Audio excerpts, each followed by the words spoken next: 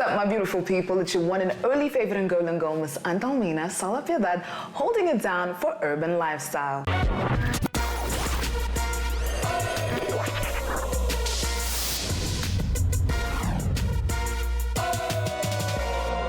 And right here, I'm sitting next to an artist who's been doing the most, guys, like absolutely the most. He's been in the game for the longest time. He started managing himself for 3 years. He did the PR, he did the everything that you can think of. This one man did it one man. So we're gonna talk all things pretty and less things ugly. See what I did there?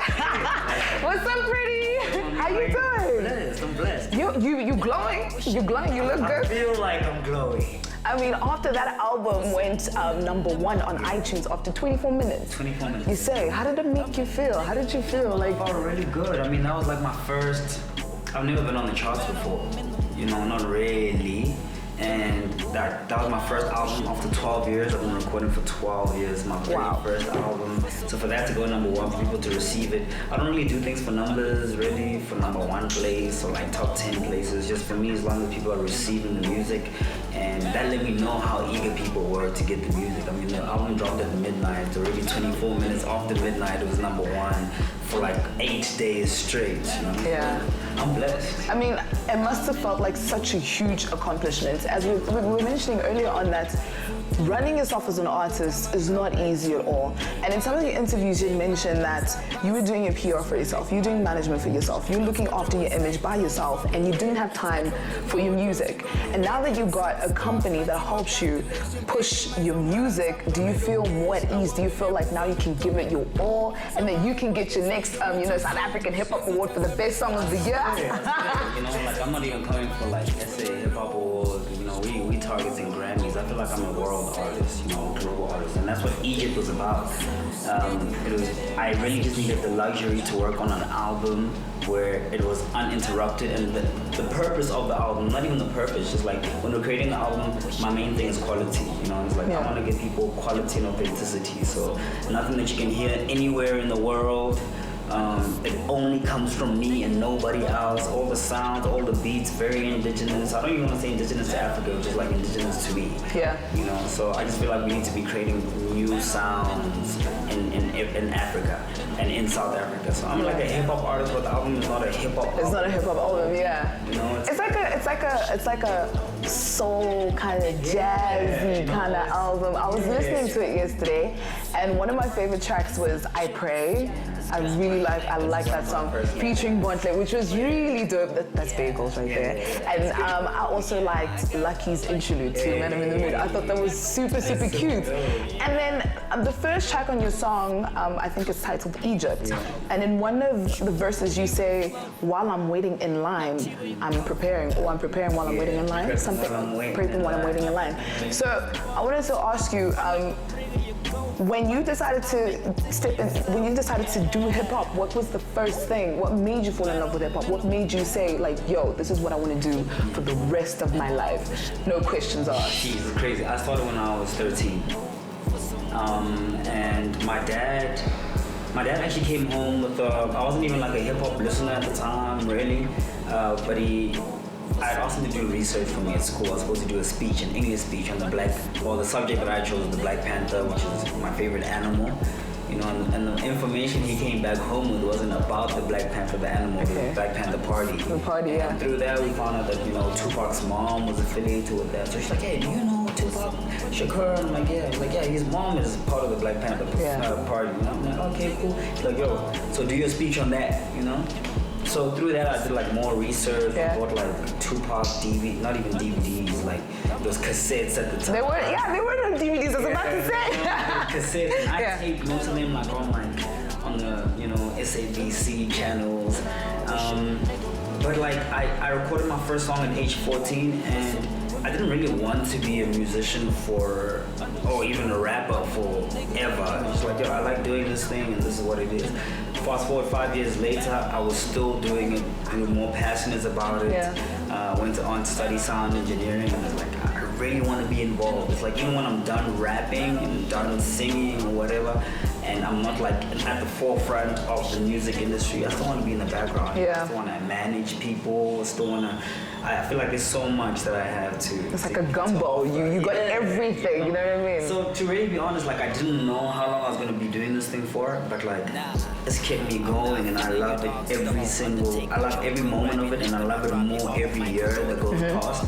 And like I'm growing as an artist. I thought I could just rap. And now I can rap. I play piano. I can sing. I'm learning how to play the guitar. I'm mixing my own stuff.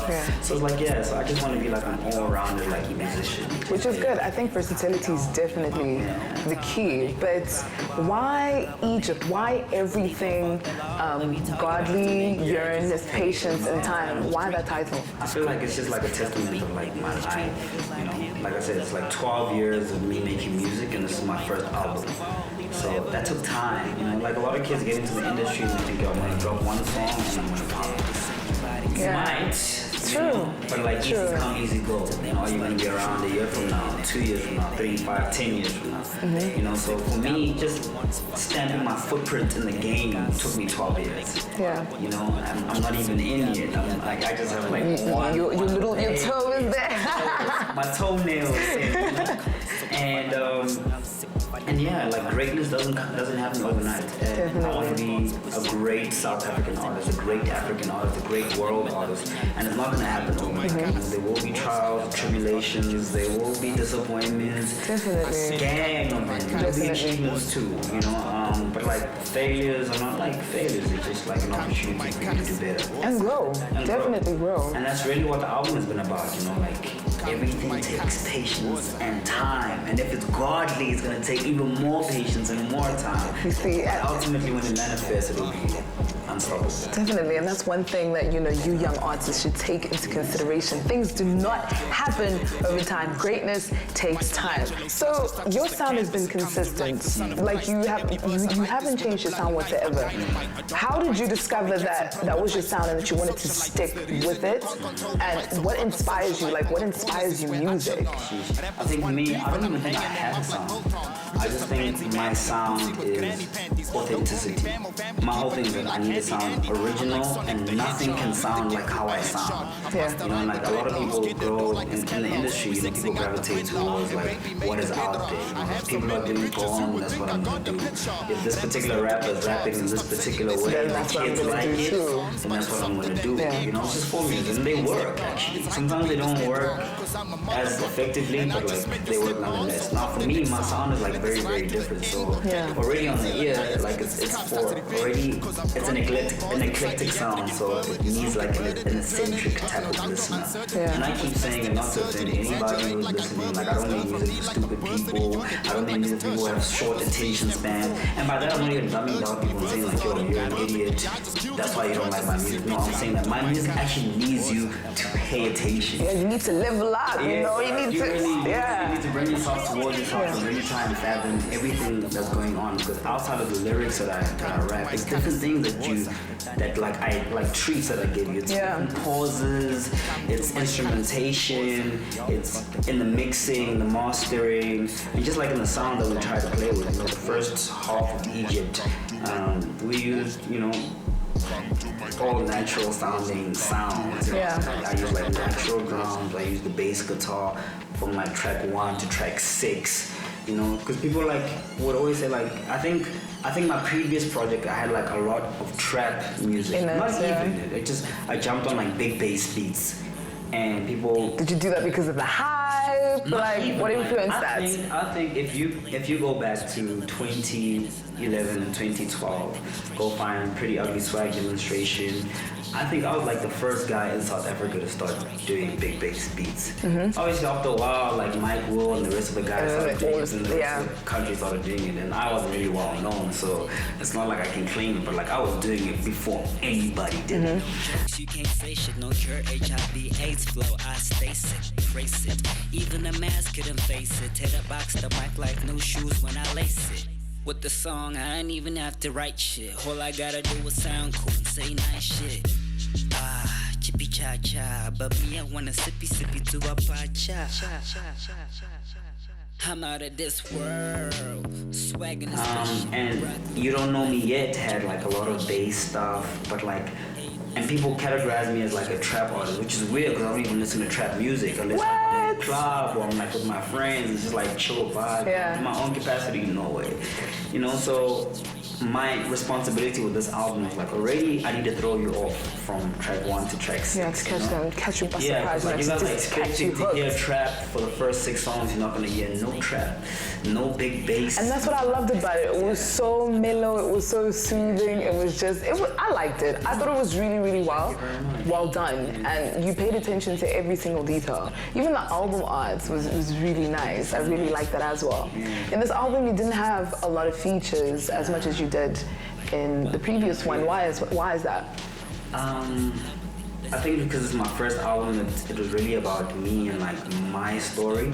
And there were a lot of guys who were available to do features with me and wanted to do features with me. But for me, it was just like, it's my story and I need it interpreted and told in my type of way, right?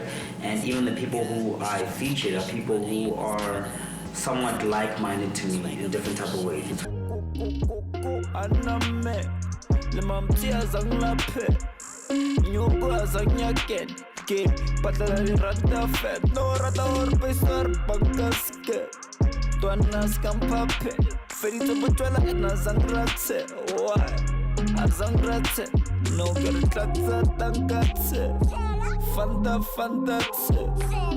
Man, I'm just, when we first did our first interview, the excitement in your voice when you're like, yo, my album is dropping, I'm so ecstatic. My brand new single, Tella, is out. Check it out on YouTube, get it on iTunes. My album is dropping on the 11th of November. It's titled E.G.Y.P.T, look out for that.